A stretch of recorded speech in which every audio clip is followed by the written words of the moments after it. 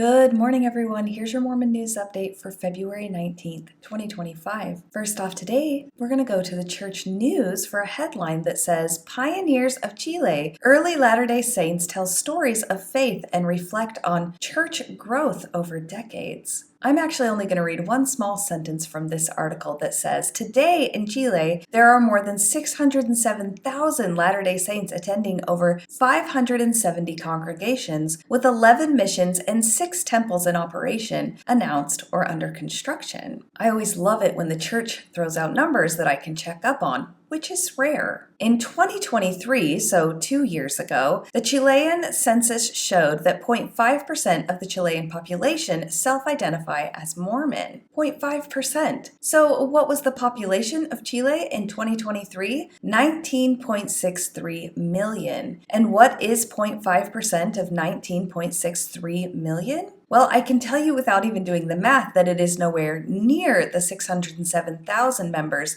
that the church claims. 0.5% of 19.63 million is 98,150. So either the church gained roughly 500,000 members in the last 2 years, or they aren't being accurate in their membership number reporting. Now on to some news for single adult members of the Mormon Church. I happened upon a YouTube video put out by the Thriving LDS Singles channel detailing some changes that are coming to the single adult program. The video is 45 minutes long, and I cut it down to just over 4 minutes so you can get an idea of what will be changing for older single members of the Mormon Church. Let's give it a listen. I am so excited about these changes. We're hoping that if all goes well, that it'll be throughout the whole church. Utah is now a pilot program that we've been working on, doing focus groups and lots of talking and working with our wonderful Area 70, who has been such a good champion of this, Elder Jason Jensen. And Utah has already been sectioned off into 11 different regions. The church doesn't use regions anymore. It's just area or state, but they didn't know what else to call it. So we're coming back to regions, which means once all of those get up and going, my calling will be disbanded in hopefully 6 months after our June conference, which is a wonderful thing. My calling is the multi-area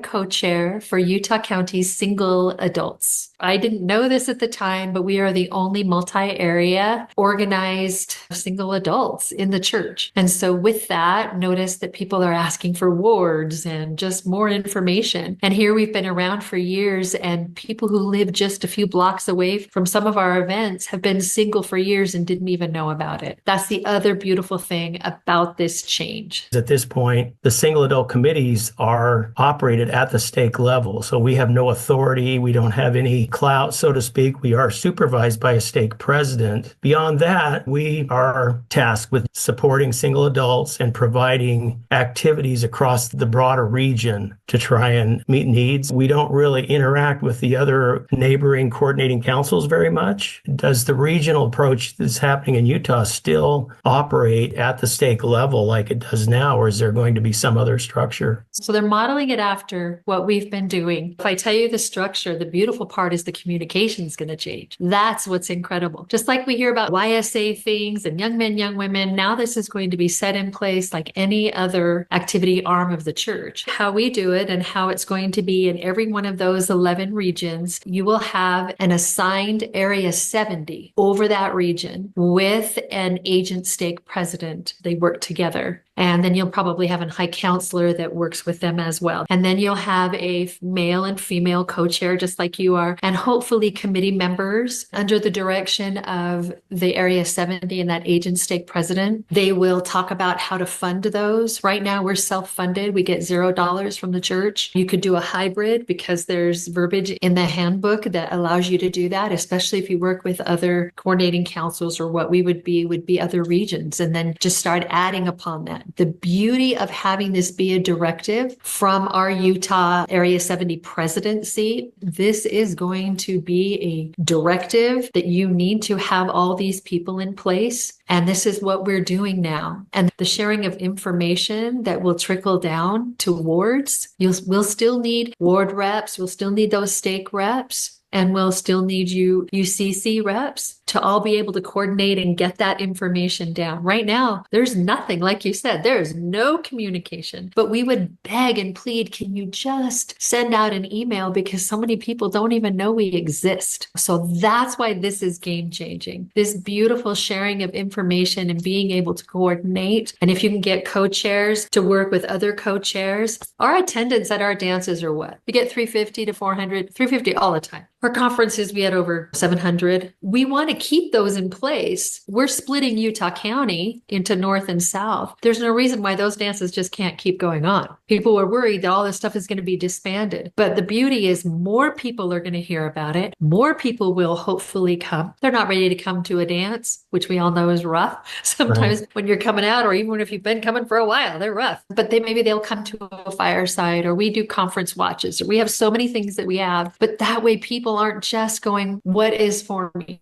That's game changing, because they've never heard of us. We don't show up in the handbook. So we have to talk people into helping us. So that's what we want to change. We want that information. Yes. When you hear about single adult YSA things, right? When you hear all of that, now you're going to hear about the single adults. So it'll be just as readily available information. That's the plan. That's what we're hoping for. Now, I think this is a great idea for the church to involve the single members more and to get them information so they can be more involved. I also definitely agree that the church should foot the bill for these activities. It might help with retention numbers. But since the church can't get rid of the internet, it likely won't help as much as they're hoping. Now we are going to go to the Review Journal in Las Vegas, where it says a district court judge dismissed a case that challenged the approval of a Church of Jesus Christ of Latter-day Saints temple being built in northwest Las Vegas. The city attorney's office confirmed Tuesday. A Clark County coalition in August had asked the court to review the city's process to allow the church to build the 70,000 square foot facility near Lone Mountain. The city council ultimately approved the project, which includes a steeple reaching a height of almost 200 feet. The Nevada Rural Preservation Alliance, which described itself as a nonprofit, alleged that the city, quote, completely ignored the law, misapplied the law, and made factual decisions that were not in any way, shape, or form supported by substantial evidence, end quote, according to the court petition. Public meetings that led to the project's approval drew hundreds of people, many of whom spoke against and in support of the temple. The coalition had accused the city of sidestepping a zoning agreement between Las Vegas and Clark County that seeks to limit commercial and industrial projects in residential neighborhoods. The interlocal agreement takes precedence over local zoning ordinances or other city ordinances, the petition said.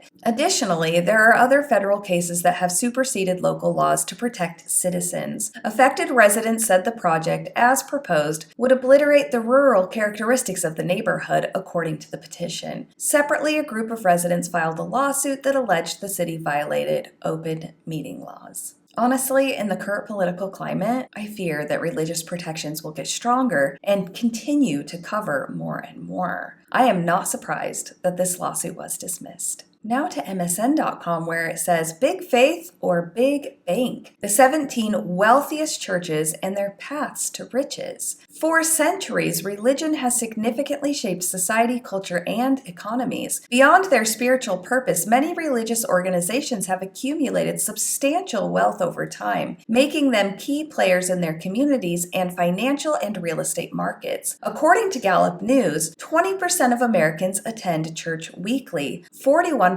participate monthly or more, and 57% attend seldom or never. In-person attendance is increasing, with 84% of recent religious service attendees attending in person. Many churches have established themselves as powerhouses of faith and fortune, with billions in assets, properties, and investments. Here are the 17 wealthiest churches in the United States, how they've built their vast resources, and the impact of their financial strategies. I bet you can't guess which church is number one on this list. Maybe we should put church in quotes. The Church of Jesus Christ of Latter-day Saints. Estimated net worth, $265 billion. The LDS Church tops the list with unparalleled financial prowess. Its wealth primarily stems from tithing. Members are encouraged to contribute 10% of their income. Investments. The church invests strategically in stocks, agriculture, and businesses. Real estate. It owns vast land holdings and commercial properties. Financial management. Their emphasis on prudent spending and reinvestment has led to unmatched financial growth. According to the Widow's Mite, a 2023 estimate revealed that the LDS Church's wealth increased by nearly $29 billion within a year, bringing its assets to approximately $265 billion.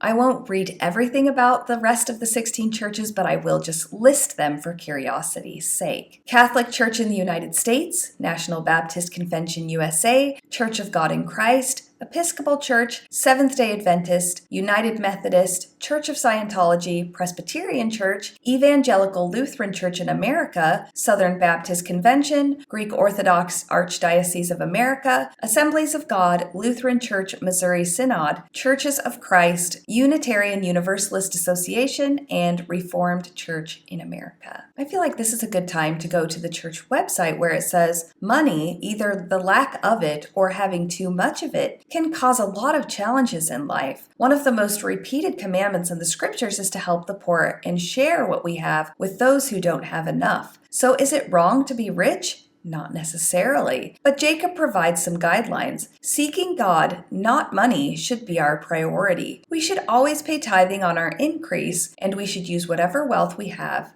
to help others. Now, just a gentle reminder that in 2024, the Mormon Church used less than 1% of its money for charitable purposes. Now let's go to an announcement that Mormon Stories made yesterday. Their Facebook page says a 15-question quiz has been designed to facilitate healthy discussions about factual LDS Church history and LDS Church historical transparency. It should take less than 5 minutes to complete. Audience, this quiz is for anyone who has ever been an LDS Church member, including active and inactive LDS Church members and former LDS. Please take this quiz yourself and then please invite family, friends, and most importantly, LDS Church leaders to take the quiz as well. We are hopeful that the survey can serve as a way for you and others to healthily discuss factual LDS Church history as well as the LDS Church's overall record of historical transparency. Note, all of the historical facts below have been recognized by the LDS Church as valid to the best of our understanding. References have been included for discussion. We will be awarding a modest number of cash awards to those who complete the survey in its entirety and who share compelling insights or experiences. Enjoy! And please email us with any feedback or experiences you'd like to share. I haven't personally taken the survey yet,